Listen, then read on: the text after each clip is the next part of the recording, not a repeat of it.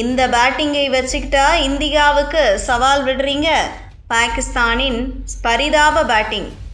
எந்த அணிக்கும் நாங்கள் சவால் விடுப்போம் என்று பாகிஸ்தான் கேப்டன் சல்மான் அகா இந்தியாவுக்கு எச்சரிக்கை விடுத்த நிலையில், ஐக்கிய அரபு அமீரகத்திற்கு எதிரான ஆசிய கோப்பை போட்டியில் அந்த அணியின் பேட்டிங் பல்லை இழித்து இருக்கிறது. இந்தியாவுக்கு எதிராக ஆமை வேகத்தில் ஆசிய பாகிஸ்தான் அணி அமீரக அணிக்கு எதிராகவும் ரன் குவிக்க திணறி விக்கெட்டுகளை இழந்தது. ஓமன், அமீரகம் ஆகிய அனுபவமில்லாத அணிகளையே பாகிஸ்தான் அணி வீழ்த்தியிருக்கிறது. அதை வைத்துதான் சூப்பர் 4 சுற்றுக்கும் முன்னேறியுள்ளது.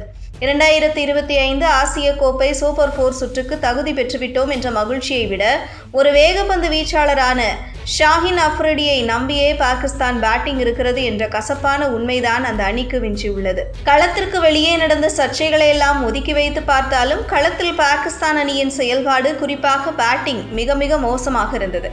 அமீரக அணிக்கு எதிராக டாஸ் வென்று பேட்டிங்கை தேர்வு செய்த பாகிஸ்தான் அணி 9 ரன்களுக்கு 2 விக்கெட்டுகளை இழந்து ஆரம்பத்திலேயே சரிவை சந்தித்தது. பாகிஸ்தான் நாட்டின் அடுத்த பெரிய பேட்டிங் ஸ்டார் என்று வர்ணிக்கப்பட்ட சயீம் அயூப் இந்த தொடரின் தனது 3வது டக் அவுட்டை பதிவு செய்து வெளியேறினார். மற்றொரு தொடக்க ஆட்டக்காரரான ஷாகிப் சாதா ஃபர்ஹான் 12 பந்துகளை சந்தித்து வெறும் 5 ரன்கள் எடுத்து ஆட்டமிழந்தார். அனுபவ வீரர் ஃபக்கர் ஜமான் மற்றும் பந்து வீச்சாளர் ஷாஹின் அஃப்ரிடி ஆகியோரின் போராட்ட ஆட்டம் இல்லை என்றால் பாகிஸ்தான் அணி 100 ரன்களை எட்டுவதே கடினமாகியிருக்கும். ஃபக்கர் ஜமானின் அரை சதத்திற்கு பிறகு 86க்கு 3 என்ற நிலையில் இருந்த பாகிஸ்தான் 110க்கு 7 என சரிந்து மீண்டும் ஒருமுறை தங்கள் மிடில் ஆர்டர் எவ்வளவு பலவீனமானது என்பதை நிரூபித்தது. பாகிஸ்தானின் பேட்ஸ்மேன்களுக்கு பெரும் அவமானத்தை ஏற்படுத்தும் புள்ளி விவரம் என்னவென்றால், அந்த அணியின் வேகப்பந்து வீச்சாளரான ஷாஹின் அஃப்ரிடி தான் பேட்ஸ்மேன்களை விட சிறப்பாக பேட்டிங் செய்துள்ளார். இந்த ஆசிய கோப்பையில் பாகிஸ்தான் அணி அடித்த 15 சிக்சர்களில் 6 சிக்சர்களை அடித்தது ஷாஹின் அஃப்ரிடி மட்டுமே. அந்த அணியிலேயே அதிகபட்ச ஸ்கோர் ரேட்டையும் அவர்தான் வைத்துள்ளார்.